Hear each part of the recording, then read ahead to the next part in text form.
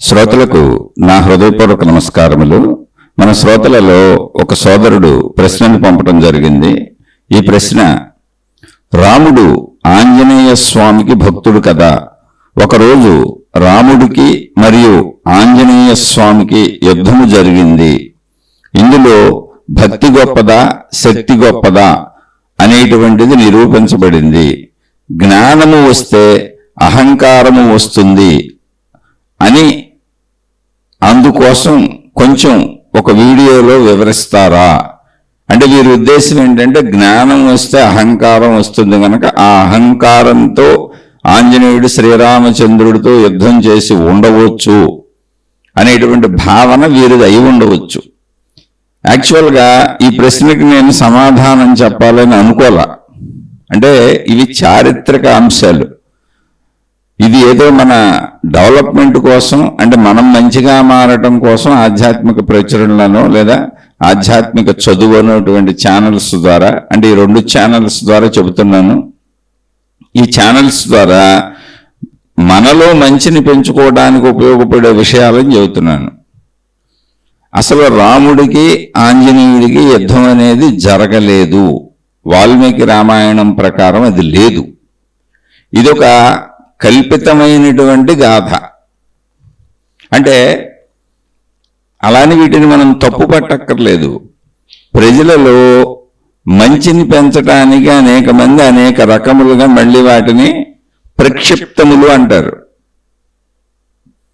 ప్రక్షిప్తములు అన్నప్పుడు ఏంటంటే చేరుస్తారు తీసుకొచ్చి, ఇలా జరిగింది, అప్పుడు ఇలా జరిగింది అని.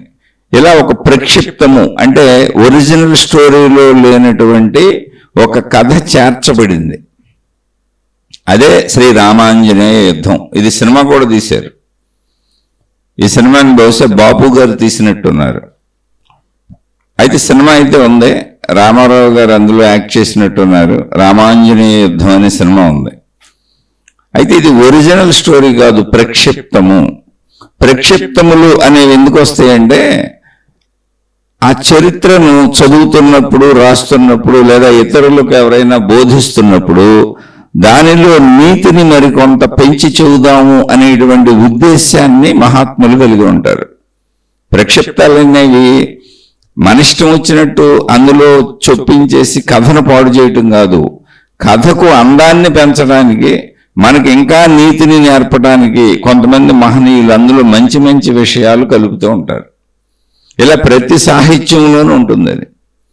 అసలు ఎందుకు మనిషి నడవడికలో మీరు గమనించండి, మనం మాట్లాడేటప్పుడు ఎవరైనా మనకు ఒక విషయాన్ని చెప్పారు, మనం తెలుసుకున్నాం, అది ఒక మంచి విషయం అనుకోండి, మనకు నచ్చింది అనుకోండి, దాన్ని ఇంకొకరికి చెప్పేటప్పుడు ఇంకా కొంచెం దాన్ని క్రియేటివ్గా ఇంకా మంచిదిగా మనం కూడా దాన్ని సమర్థిస్తూ ఇంకా గొప్పగా చెప్పే ప్రయత్నం చేస్తాం. అలా ఎవరైనా సరే కొంత దానికి, అంటే ఒక పదం కరెక్టో కాదో తెలియదు, కొంత అతిశయోక్తిని కలుపుతారు దానికి తమ స్టైల్లో. అది మంచికైనా అలాగే ఉంటుంది, చెడుకైనా అలా ఉంటుంది. అంటే ఒకరి నుంచి ఒకరికి ప్రయాణించేటప్పుడు వార్త కొంచెం మంచి వార్త అయినా చెడ్డ వార్త అయినా తీవ్రతను పొందుతూ ఉంటుంది. దానికి కొంత వీళ్ళ అభిప్రాయాలను, వీళ్ళ ఉద్వేగాలను, వీళ్ళ అన్నింటినీ జోడించి పక్క వాళ్ళకి చెబుతూ ఉంటారు. ఇది సహజంగా మానవుల్లో ఉంటుంది ఇది. అయితే ఇక్కడ అసలు ఒరిజినల్గా అయితే రాముడికి ఆంజనేయుడికి ఎప్పుడూ యుద్ధం జరగలేదు. ఇది ఒరిజినల్ స్టోరీ. మరి రామాంజనేయ యుద్ధం అనే సినిమా వచ్చింది, అసలు ఏంటిది, దీనికి ఆధారత ఏంటంటే ఇది ఒక ప్రక్షిప్త కథ. పోనీ ఆ కథ నుంచి ఏంటో తెలుసుకుందాం. అయితే ఇది అహంకారం వలన జరిగినది కాదు, అత్యంత వినయాన్ని ప్రదర్శించింది ఇది. అక్కడ తెలుసుకోవాల్సింది అది అహంకారం వలన జ్ఞానం వస్తే అహంకారం పెరుగుతుంది, అందువలన యుద్ధం జరిగిందనే భావన ఉంటే చాలా తప్పది. అంటే ఆయన చాలా స్పష్టంగా రాయలేదు ఆ విషయం. ఆయన ఏం ప్రశ్న ఎలా అడిగారంటే, రాముడు ఆంజనేయ స్వామికి భక్తుడు కదా, ఒకరోజు రాముడికి అండ్ ఆంజనేయ స్వామి, అంటే ఆయన ఇంగ్లీష్లో టైప్ చేశారు, స్వామి యుద్ధం జరిగింది, ఇందులో భక్తి గొప్పదా శక్తి గొప్పదా, జ్ఞానం వస్తే అహంకారం వస్తుంది, అందుకోసం కొంచెం వీడియోలో వివరిస్తారా, ఇది అంతే ఆయన అడిగింది. అయితే నేను ముందు వీరు అడిగినప్పుడు చెప్పలేదు, వీరు మళ్ళీ దాన్ని పదే పదే అడుగుతున్నారు. సరే, ఏదైనా మంచి విషయాలు తెలుసుకునే ప్రయత్నమే కదా మనం కూడా చేసేది. ఇందులో ఉన్న మంచిని తీసుకుందాం. ఇది ఒరిజినల్గా జరగలేదు. జరిగింది ఏంటి అంటే అది ప్రక్షిప్తము, అంటే చేర్చబడింది. చేర్చబడింది అన్నప్పుడు చేర్చడానికి కూడా అందులో లింకులు ఉన్నట్టే కలుపుతాం. ఇప్పుడు సినిమాలు తీసేవాళ్ళు, టీవీ సీరియల్స్ తీసేవాళ్ళు, అనేక రకాల పుస్తకాలు రాసేవాళ్ళు ఎంత అద్భుతంగా రాసుకుంటూ వెళ్తారు. అలా ఏదో ఇవి కూడా కథకి సంబంధించి కలుపుతూ ఉంటారు.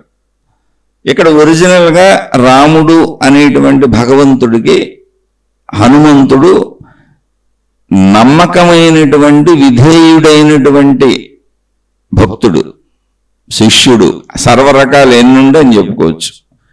అంటే అంతకంటే దగ్గర సంబంధ బాంధవ్యాలు ఉన్న వాళ్ళు ఇంకా రాముడికి ఎవరు లేరు. మిగిలిన వాళ్ళంత కుటుంబ సభ్యులు, సీతమ్మ తల్లి కానీ, లక్ష్మణుడు కానీ, భరతుడు కానీ. సుగ్రీవుడు స్నేహితుడు, సహాయం చేశాడు. కానీ హనుమంతుడు తర్వాత ఎవరైనా, ఇప్పటికి కూడా హనుమంతుడు ఎంత గొప్పవాడు అంటే, ఎంతటి గొప్ప స్థానాన్ని శ్రీరామచంద్రుడి దగ్గర పొందాడు అంటే, ఇప్పటికీ రాముడి దేవాలయాలన్నింటిలో హనుమంతుడి మూర్తి ఉంటుంది. అలాగే రాముడి దేవాలయాలన్నింటిలో తప్పకుండా హనుమంతుడి మూర్తి ఉంటుంది. కానీ హనుమంతుడికి ఒక ప్రత్యేకమైనటువంటి అద్భుత స్థానం ఇవ్వబడింది. ఎంత మామూలు స్థానం కాదు. ఆయన భక్తికి, ఆయన శక్తికి, ఆయనకి రాముడిపై ఉన్నటువంటి ఆ అనురక్తికి ఎంత గొప్ప స్థానం ఇవ్వబడిందంటే, శ్రీరామచంద్రుడు లేనటువంటి ఒట్టి ఆంజనేయ స్వామికి ఆలయాలు బోర్డులు ఉంటాయి. కానీ రాముడు ఉన్నటువంటి అన్ని మందిరాలలోనూ హనుమంతుడు ఉంటాడు. ఒట్టి హనుమంతుడిని కూడా పూజిస్తారు. ఎందుకంటే అటువంటి భక్తిని, అటువంటి వినయ విధేయతల్ని, అటువంటి మంచితనాన్ని, అటువంటి సాయం చేసే ప్రవృత్తిని, అటువంటి నమ్మకమైన మనిషిగా బ్రతికేటువంటి ప్రవృత్తిని, ఒక రకంగా అది హనుమంతుడిని చూసి మనం నేర్చుకోవలసిన ఎన్నో ఉన్నాయి. అందుకని చెప్పుకుందాం. ఇక్కడ ఏం జరిగింది ఈ స్టోరీలో అంటే, ఒక సందర్భంలో విశ్వామిత్ర మహర్షి అవమానించబడ్డాడు. బహుశా కాశీ మహారాజు అనుకుంటున్నాను, కొంచెం పేర్లు తప్పైతే నన్ను క్షమించండి. ఇది ఎప్పుడో చదువుకున్నాయి ఇవన్నీ.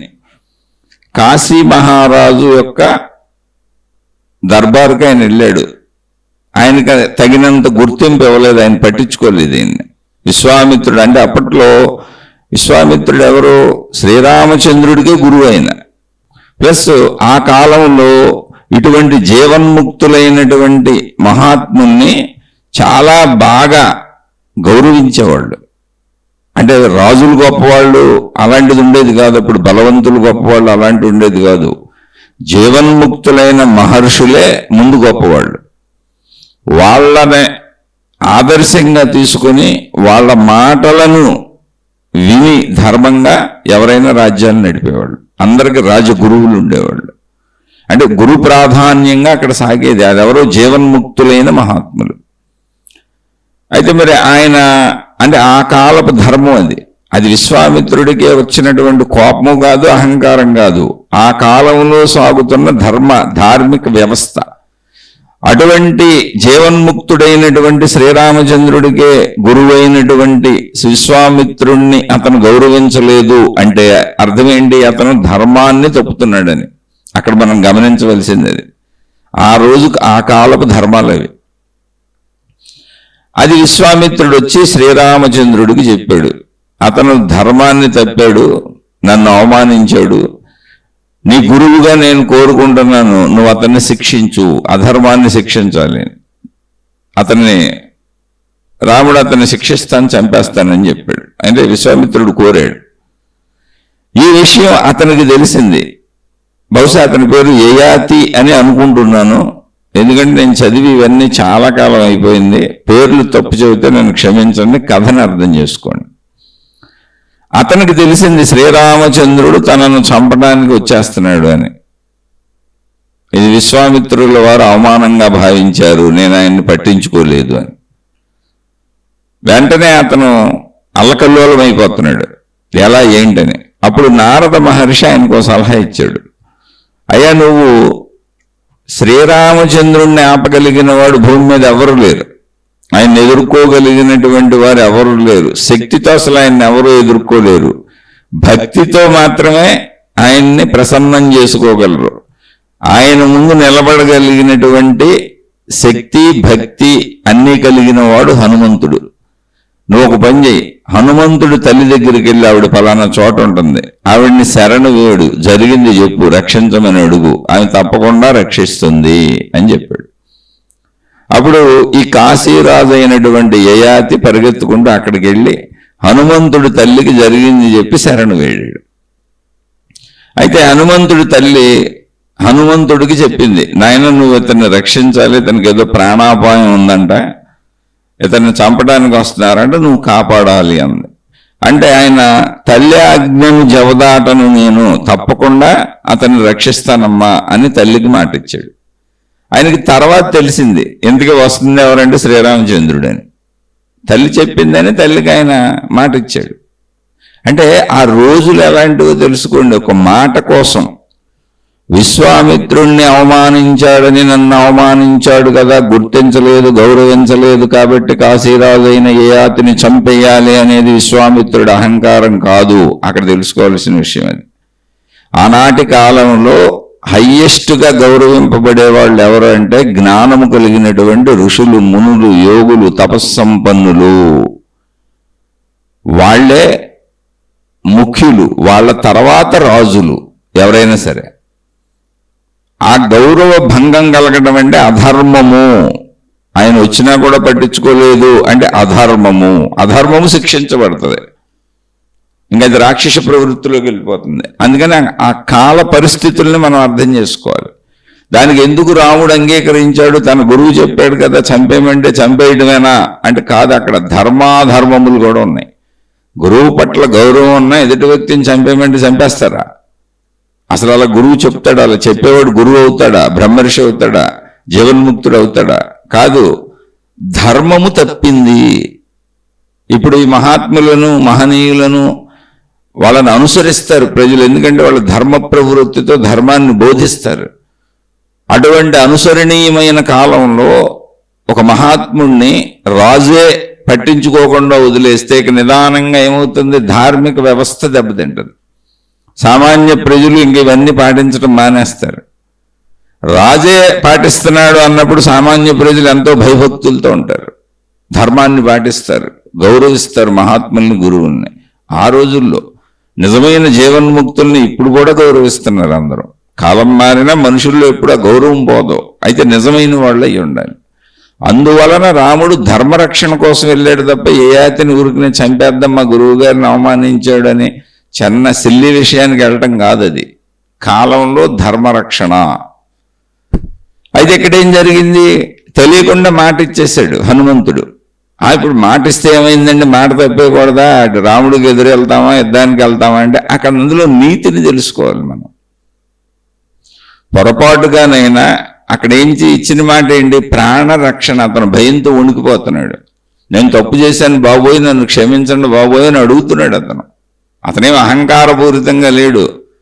ఎక్కడ పెడితే అక్కడ కనబడిన వాళ్ళందరి దగ్గర భయపడి గజగజ వణికిపోతూ నేను తప్పు చేశాను, నన్ను కాపాడండి, కాపాడండి, రక్షించండి అని అడుగుతున్నాడు. ప్రాణ భయానికి రక్షించమని అడిగి పశ్చాత్తాపడిన వాడిని క్షమించటం, రక్షించటం కూడా మానవతా ధర్మం. ఎందుకని అంత ఘోరమైన నేరమైన పాపం అతను ఏం చేయలేదు. అప్పుడు ఏదో కొద్ది పొరపాటు జరిగింది, దానికి అతను ఆల్రెడీ పశ్చాత్తాపడుతున్నాడు. రెండు, తల్లికి ఇచ్చిన మాటది. ఆ తల్లి ఇప్పుడు రాముడు కదా వద్దులేని ఆవిడ చవటలేదు. అక్కడ కూడా ఉంది. ఏం చేస్తాడో నా కుమారుడు చూడాలనుకుందాం. అంత భక్తుడు కదా రాముడికి, అసలు ఏం చేస్తారో చూడాలని అందరూ అనుకున్నారు. నారదుడికి తెలీదా? విశ్వామిత్రుడికి తెలీదా? రాముడికి తెలీదా? హనుమంతుడికి తెలీదా? హనుమంతుడి తల్లికి తెలీదా? యయాతికి తెలీదా? అంటే అక్కడ సంఘటనను అర్థం చేసుకోవాలి. అసలు ఏంటి ఇక్కడ? ఇప్పుడు ఇటువంటి సన్నివేశాలు వస్తే మనం ఎలా ఉండాలి? ఎందుకని ఇది సాధారణ జీవితంలో మనకు కూడా వస్తాయి. తల్లిదండ్రులతో విరోధాలు వస్తాయి, తల్లిదండ్రులు పిల్లలకు విరోధాలు వస్తాయి, జీవిత భాగస్వాములతో విరోధాలు వస్తాయి. ఎంతోమంది కోర్టులకు వెళ్ళి విడిపోతారు, ఎంతోమంది తల్లిదండ్రులు పిల్లలు కోర్టులు కేసులు వేసుకున్న వాళ్ళు ఉంటారు. ఎన్నో రకాల అన్నదమ్ములు, అక్క చెల్లెళ్ళు, మనం ఎంతో అభిమానించేటువంటి మన సొంత వాళ్ళతో విరోధాలు వస్తాయి, యజమానులతో విరోధాలు వస్తాయి, యజమానులకి పని వాళ్ళకి మధ్య విరోధాలు వస్తాయి. ఇలా ఏ సత్సంబంధంలో అయినా ఎప్పుడు విరోధం వస్తుందో తెలియదు. అప్పుడు మంచి వాళ్ళు ఎలా ప్రవర్తిస్తారు అనేది తెలుసుకోవడానికి ఇది ఉపయోగపడుతుంది. ఏమైంది, రామచంద్రుడు వచ్చేసాడు. యయాతి హనుమంతుడు వెనకాల దాక్కున్నాడు. రాముడు చెప్పాడు, యయాతిని నాకు అప్పచెప్పేసే, ఇలా విశ్వామిత్రుడిని అవమానించాడు, నేను అతన్ని ఆ కాశీరాజు అయిన యయాతిని చంపుతానని ప్రతిజ్ఞ చేశాను అని. హనుమంతుడు 2 చేతులు జోడించి శ్రీరామచంద్రుల వారికి నమస్కరిస్తూ కన్నీళ్లతో, ప్రభు అసలు మీరని నాకు తెలియదు, నేను తెలియకుండానే ఇతన్ని రక్షిస్తానని మాట ఇచ్చాను, నేను ఆడిన మాట నేను ఎలా తప్పను, నీ భక్తుడిని కదా, నేను అసత్యం ఆడతానా, మీరే ఏదో మార్గం చూపించాలి, నన్ను క్షమించండి ప్రభు అని చేతులు జోడించి నుంచున్నాడు హనుమంతుడు. రాముడు చాలా రకాలుగా చెప్పి చూశాడు, నువ్వు ఎన్ని చెబుతున్నా నువ్వు అడ్డం తప్పుకోవట్లేదు, ఆ యయాతిని నాకు అప్పచెప్పాను. యయాతి ఏమో భయంతో ఆయనకే దాక్కున్నాడు. రాముడికి లాభం లేదైతే యయాతిని కొట్టేస్తున్నాను, యయాతిని కొట్టాలంటే ముందు నిన్ను కొట్టాలి కాబట్టి కొట్టేస్తున్నానని రామ బాణం వేసేసాడు ఆయన. రాముడు బాణం వదిలేశాడు ఆయన. ఆ బాణం హనుమంతుడి వైపు దూసుకొస్తుంటే హనుమంతుడు చక్కగా భక్తి పారవస్యంతో రామనామాన్ని జపిస్తూ కూర్చున్నాడు. అలా చక్కగా కళ్ళు మూసుకొని రామనామాన్ని జపిస్తున్నాడు. ఆ బాణం హనుమంతుడి చుట్టూ గిరగిరా తిరిగింది, హనుమంతుడిని కొట్టలేకపోయింది. ఎందుకంటే బాణం వేసేది శత్రువు మీద, వాడు శత్రుభావంతో ఉంటే కొట్టగలగటం కుదురుతుంది.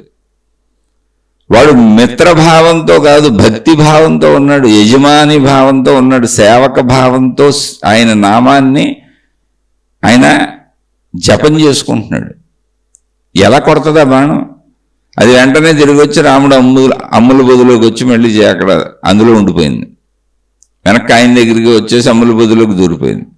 ఆయన ఇంకో బాణం అలా అనేక బాణాలు వేశారు శ్రీరామచంద్రులు వారు. అవన్నీ తిరిగి వచ్చి అమ్ముల బొదులోకి వచ్చేస్తున్నాయి. హనుమంతుడిని కొట్టతల హనుమంతుడి చుట్టూ తిరిగి వచ్చేస్తున్నాయి. ఆయన ఆపకుండా చక్కగా రామనామాన్ని జపిస్తూ నా ప్రభువు చేతులు చనిపోవటం కంటే ఇంకేముంటుందిలే అని ప్రశాంతంగా నుంచున్నాడు. అంతే. యయాతి వెనకాల దాక్కున్నాడు. ఇదంతా అక్కడికి వచ్చిన విశ్వామిత్రుల వారు చూశాడు, జరుగుతున్నదంతా చూశాడు. ఈ లోపల విశ్వామిత్రుల వారిని గమనించినటువంటి యయాతి వెళ్ళి విశ్వామిత్రుల వారి పాదాలపై పడ్డాడు. అయ్యా, నన్ను క్షమించండి, నేనేదో పొరపాటు జరిగింది, నేను ఒరిజినల్గా అలాంటి వాడిని కాదు, మరి నా తప్పేంటో నన్ను క్షమించండి, నేను ఎందుకు గమనించలేదు, మీరు క్షమిస్తే తప్ప ఇక నాకు జీవితం లేదు, బతకడానికి లేదు, రామచంద్రుడు ఆగడు అని. విశ్వామిత్రుడికి కోపం పోయింది. ఎందుకని? అధర్మము ధర్మముగా మారిపోయింది. ఇక్కడ ధర్మరక్షణే కదా, చంపాలన్నది పాయింట్ కాదు అక్కడ. విశ్వామిత్రుల వారు యాక్సెప్ట్ చేసేసారు, శ్రీరామచంద్రుడు వారు అంగీకరించేశారు. విశ్వామిత్రుడు శ్రీరామచంద్రుడిని ఆపేశాడు, శ్రీరామచంద్రుడు యుద్ధం ఆపేశాడు. హనుమంతుడు వెళ్ళి శ్రీరామచంద్రుడు పాదాల మీద పడిపోయాడు. అయితే ఇక్కడ ఏంటి ఈ కల్పిత కథ అంటే ఒక ప్రక్షిప్తం, అందులో చేర్చబడిన ఈ కథ ద్వారా మనకు చెప్పేది ఏంటంటే, మనం తెలుసుకోవాల్సింది ఏంటి, మనకు జీవితంలో ఇప్పుడు ఉపయోగపడేది. ఇప్పుడు త్రేతాయుగంలో రాముడు హనుమంతుడు కొట్టుకుంటే మనకేమొస్తుంది? త్రేతాయుగపు రాముడు శ్రీరామచంద్రుల వారి రామాయణాన్ని, సీతాచరితమును తెలుసుకుంటే ఏమొస్తుంది అంటే, మొత్తం మనం ఇవాళ ఎలా జీవించాలో అదంతా ఉంది. ధర్మపరులైనటువంటి వాళ్ళు ఎలా ఉంటారో, ఎలా ప్రవర్తిస్తారు, ఎన్ని కష్టాలలో, ఎన్ని ఇబ్బందులలో, ఎన్ని నష్టాలలో, సొంత కుటుంబ సభ్యులే ఎంత బాధ పెట్టినా, దగ్గర సొంత వాళ్ళతోనే ఎన్ని సమస్యలు వచ్చినా, ధర్మపరులు మంచివాళ్ళు ఎలా ఉంటారు అనేటువంటిది రామాయణ ఇతివృత్తం. అంటే మనం ఎలా బ్రతకాలో చెప్పుద్ది, మంచిగా బ్రతకడానికి అవసరమైన విషయాలని చెప్తుంది. ఇక్కడ రాముడికి హనుమంతుడికి ఏంటంటే, హనుమంతుడికి రాముడు తప్ప అన్యము లేదు, అంత భక్తి ఆయనకి, రాముడే తన సర్వస్వం, అంత భక్తి. రాముడికి కూడా హనుమంతుడు అంటే అంతే ఇష్టం, తక్కువేం లేదు. కానీ ఇది మనకు నేర్పేది ఏంటంటే, అంత క్లోజ్గా బతికేటువంటి, అంత దగ్గర సంబంధ బాంధవ్యాలతో బతికేటువంటి మనం అప్పుడప్పుడు మన సొంత కుటుంబ సభ్యుల మధ్య ఘర్షణలు వస్తూ ఉంటాయి. తండ్రి కొడుకులకి, తల్లి కూతుర్లకి, పిల్లలకి, తల్లిదండ్రులకి అందరికీ వచ్చినాయి. ప్రపంచంలో అందరికీ కోర్టు కేసులన్నీ సొంత వాళ్ళే ఉంటాయి. ఇంకా కొట్టుకోవటాలు, తిట్టుకోవటాలు, చంపేసుకోవటాలు కూడా జరిగిన సందర్భాలు ఉన్నాయి. అది మరీ దారుణమైన చర్యలు. కానీ ఎవరికైనా జీవితంలో ఇలాంటి సందర్భాలు వస్తాయి. తన సొంత వాళ్ళతో లేదా బాగా తెలిసిన వాళ్ళతో, గౌరవించే వాళ్ళతో యుద్ధాలు చేయవలసి వస్తుంది. యుద్ధాలంటే ఏంటి? అప్పట్లోలా కొట్టుకోవటమని కాదు, మాటలతో కావచ్చు, చేష్టలతో కావచ్చు, పనుల ద్వారా కావచ్చు, ఏదైనా ఒక వ్యతిరేకత వస్తుంది. అలాంటి వ్యతిరేకతలు వచ్చి మీద పడిపోయినప్పుడు, ఇక తప్పనిసరి అయినప్పుడు ఏం చేయాలి అనేదాన్ని హనుమంతుల వారు నిరూపించారు. ధర్మరక్షణ అయితే తప్పదు, రాముడిలాగా ఉండాల్సిందే, మన సొంత వాళ్ళనైనా శిక్షించాల్సిందే. ధర్మము అయితే అంటే శిక్షించటం అంటే వెళ్ళి శిక్షించటం అని కాదు, అలా మార్చుకోవడానికి ఏదో ప్రయత్నిస్తాం, తప్పు ఒప్పుకుంటాం. అది ధర్మరక్షణ అంటే ఏంటంటే తప్పు ఒప్పుకుంటాం. రామచంద్రుడు అక్కడ రాజు కాబట్టి, ఆనాటి కాలం కాబట్టి బాణాలు వేసుకోవడం అవన్నీ ఉన్నాయి కాబట్టి, మన సొంత వాళ్లే ఏదైనా తప్పు అయితే మనం ఏదైనా సరే రాముడిలా ప్రవర్తించాలి. అంటే ధర్మరక్షణ. మన తప్పు ఒప్పుకొని మన వాళ్ళతోనే సారీలు చెప్పించి, లేదా మనమే సారీ చెప్పి ఏదో ఒకటి మొత్తానికి రాముడిలా ప్రవర్తించాలి. మనం ఎవరినైనా ఒకవేళ తప్పు మన వాళ్ళ వైపు ఉండి ఇతరులతో ఉండి మనం ప్రవర్తిస్తూ ఉంటే, అంటే విశ్వామిత్రుడికి జరిగినట్టు మన వాళ్ళే ఎవరినైనా ఎవరితో అయినా గొడవలు పడి ఎవరినైనా అవమానించి ఇబ్బంది పెట్టి బాధ పెడితే, మనం రాముడి స్థానం తీసుకుంటే మన సొంత వాళ్ళైనా సరే ధర్మమే మాట్లాడాలి. అది అక్కడ అది రాముడు చెబుతున్న విషయం. మనకి శ్రీరాముని పాత్ర ద్వారా, ఈ కథ ద్వారా తెలుస్తున్న విషయం. హనుమంతుడు ఏం చెబుతున్నాడు? హనుమంతుడి ద్వారా ఏం తెలుసుకోవాలి అంటే, ఒకవేళ తప్పనిసరి పరిస్థితుల్లో మనం అపార్థాలకు గురయ్యి లేదా అపార్థాలకు గురవ్వకపోయినా తప్పనిసరి ఇటువంటి పరిస్థితులు ఏర్పడినప్పుడు వినయముతో భక్తితో వాళ్ళ ముందు నిలబెడితే వాళ్లే మిగిలినవన్నీ చేస్తారు. మనం వినయంగా ఉండటమే, భక్తిగా ఉండటం. యుద్ధాలు మనం చేయకూడదు. మన తల్లిదండ్రులు లాంటిది, మనకంటే పెద్దవాళ్లతో, గురువులతో, గొప్పవాళ్లతో, తల్లిదండ్రులతో, మనకంటే పెద్దలైన అన్నలతో, అలా అసలు ఎవరితో అయినా, మన బంధువర్గంతో, మన అక్క చెల్లెళ్ళు, అన్నదమ్ములు, మన సొంత వాళ్ళతో యుద్ధాలు ఎలా చేస్తాం? తప్పు ఎవరిదంది కాదు, అసలు యుద్ధాలు చేయకూడదు. అది హనుమంతుడు చెబుతుంది. అధర్మం మీద యుద్ధం చేయాలి. ఒకవేళ ఎవరో వచ్చి అధర్మం అయితే అప్పుడు కూడా యుద్ధం అంటే ఏంటి? కొట్టుకోమని కాదు, మనం రక్షించుకునే ప్రయత్నం చేయొచ్చు. కానీ మన సొంత వాళ్ళు అయినప్పుడు రక్షించుకోవటం కూడా అనవసరం. అసలు రక్షించుకోవక్కర్లే. మనం వినయంగా ఉండటం. ఎందుకంటే కాలమే మనకు రక్షణ ఇవ్వాలి, భగవంతుడే మనకు రక్షణ ఇవ్వాలి, విశ్వశక్తే మనల్ని రక్షించాలి. ఏ సృష్టి శక్తి మనకి శరీరం ఇచ్చిందో అదే మనల్ని కాపాడాలి. అందుకే ధర్మో రక్షతి రక్షిత. ధర్మాన్ని రక్షించిన వాళ్ళని ఆ ధర్మమే రక్షిస్తుంది. కాబట్టి ధర్మంగా ఉండండి అన్నారు. ఇక్కడ హనుమంతుల వారి ద్వారా తెలుసుకోవాల్సింది ఏంటి అంటే, వినయంగా ఉండు, నీ వాళ్ళతో నువ్వు యుద్ధాలు చేయకు, మౌనంగా ఉండు. వాళ్ళు నీ మీద యుద్ధాలు చేస్తున్నా కూడా మౌనంగా ఉండు. ఇప్పుడు శ్రీరాముడు యుద్ధం చేస్తున్నా హనుమంతుడు మౌనంగా ఉండి బాణాలు వేస్తే, బాణం హనుమంతుడిని కొట్టలేకపోయింది, హనుమంతుడి చుట్టూ తిరిగి వెనక్కి రాముడి దగ్గరికి వెళ్ళిపోయిందంటే అర్థం ఏంటి?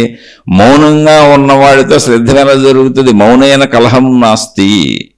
మౌనంలో కలహం ఉండదు.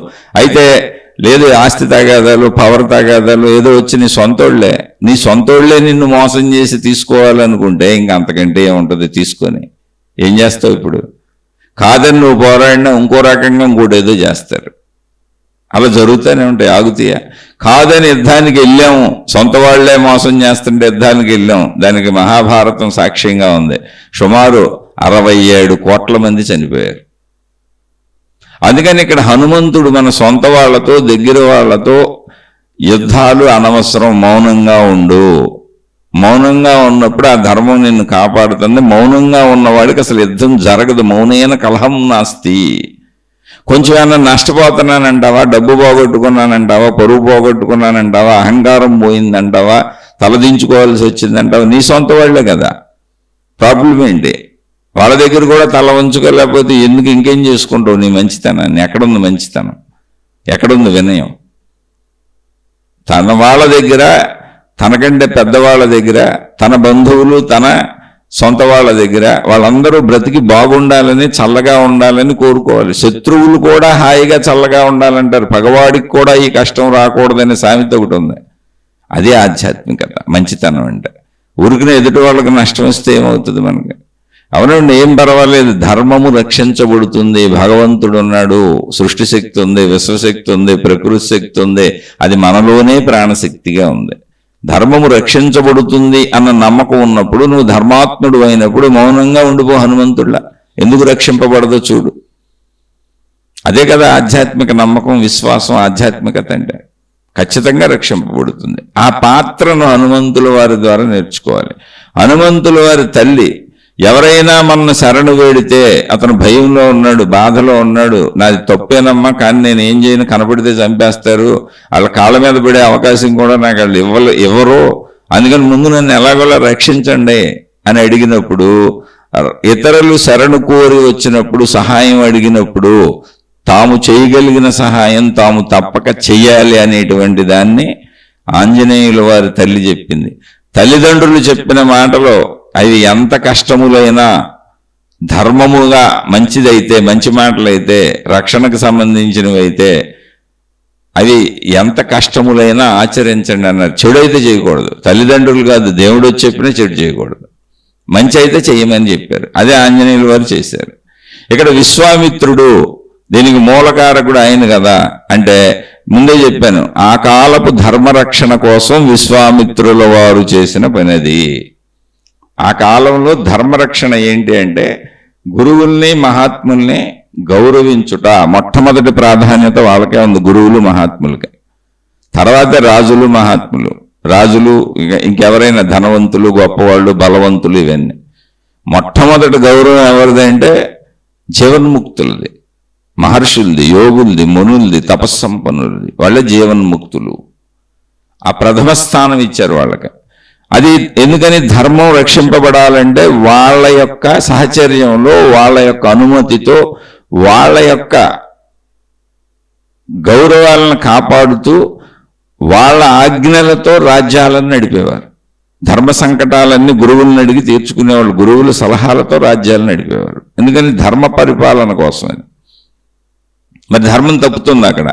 అందుకని ధర్మం తప్పితే మొత్తం వ్యవస్థే తప్పిపోద్ది కనుక ధర్మరక్షణ కోసం విశ్వామిత్రుల వారు తప్ప ఆయనకు వచ్చిన కోపం కాదు, అది ధర్మరక్షణ. అక్కడ ధర్మరక్షణ ఉంది, గురువును గౌరవించటము అనే రెండూ ఉన్నాయి కనుక రాముల వారు ముందుకు అడుగు వేశారు. ఇవన్నీ గమనించి ఈ పాత్రల్లో మనం ఎలా ఉండాలి, ఎటువంటి సందర్భంలో ఎలా ఉండాలి అనేటువంటిది దాని నుంచి నేర్చుకుంటే అదే ఆధ్యాత్మిక చదువు, ఆత్మజ్ఞాన చదువు. దేని నుంచైనా మంచి నేర్చుకోవచ్చండి. ఆ పాత్రలను చూడబాకండి, ఆ కథలను చూడబాకండి, ఆ ఇతిహాసాలను చూడబాకండి, ఆ గ్రంథాలను చూడబాకండి. అవి ఎవరు రచించారు, ఎప్పుడు రచించారు, ఏ మతం, ఇవి కాదు. అవి ఏ మతానికి సంబంధించినవి, ఏ దేవుడికి సంబంధించినవి. నా మతం అది కాదు, నా దేవుడు అది కాదు, నా గురువు అది కాదు, కాబట్టి నేను దాన్ని తోలనాడతాను, విసిరేస్తాను, పట్టించుకోను, అందులో మంచి ఉన్నా తీసుకోను, ఇటువంటి చర్యలు కాదు. ఎందులో నుంచైనా మంచిని తీసుకోవడమే ఆధ్యాత్మికత. అంతే. నాకు ఉపయోగపడేది ఏంటి అందులో, ఇప్పుడు నేను దాన్ని ఎలా నా జీవితంలో ఉపయోగించుకోవచ్చు, అందులోంచి నేను పొందే జ్ఞానం ఏంటి, తద్వారా నేను నేర్చుకునే మంచి ఏంటి, నా జీవితంలో నేను ఎలా మంచిగా ప్రవర్తించవచ్చు. అలా మీరు దేని నుంచి గ్రహిస్తున్నా అది ఆధ్యాత్మిక చదువే, ఆత్మజ్ఞాన చదువే. మిమ్మల్ని మీరు అభివృద్ధి పదం వైపు తీసుకెళ్తూ ఉంటారు.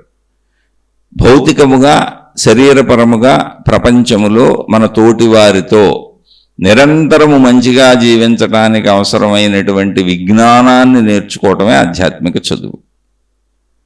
అక్కడి నుంచి నేను అంటే నాలోనే ఉన్నటువంటి ప్రాణశక్తి ఏదుందో, ఆత్మశక్తిగా పిలువబడే అనంత సృష్టి వ్యాపకముగా ఉన్నటువంటి, సృష్టికి మూలాధారమైనటువంటి అనంత ఆత్మశక్తిగా పిలువబడుతున్నదే నాలో ఉన్న ప్రాణశక్తి.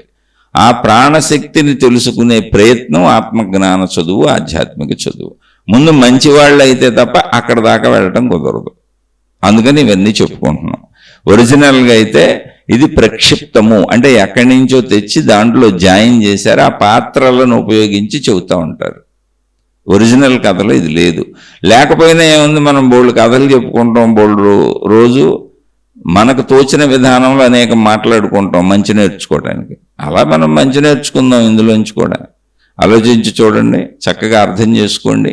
ఎందులో నుంచైనా మంచిని స్వీకరించటం మనిషి చేయవలసిన పని. అదే ఆధ్యాత్మికత. ఆ మంచిని ఆచరించినప్పుడు నువ్వు ఆధ్యాత్మిక సాధనలో ఉన్నట్టు, ఆ మంచిని తెలుసుకుంటున్నప్పుడు ఆధ్యాత్మిక చదువు సాగుతున్నట్టు. శుభమస్తు. మీకు మీ కుటుంబ సభ్యులకు మేలు చేకూరుగాక. మరలా మరొక కొత్త శీర్షికతో కలుసుకుందాం.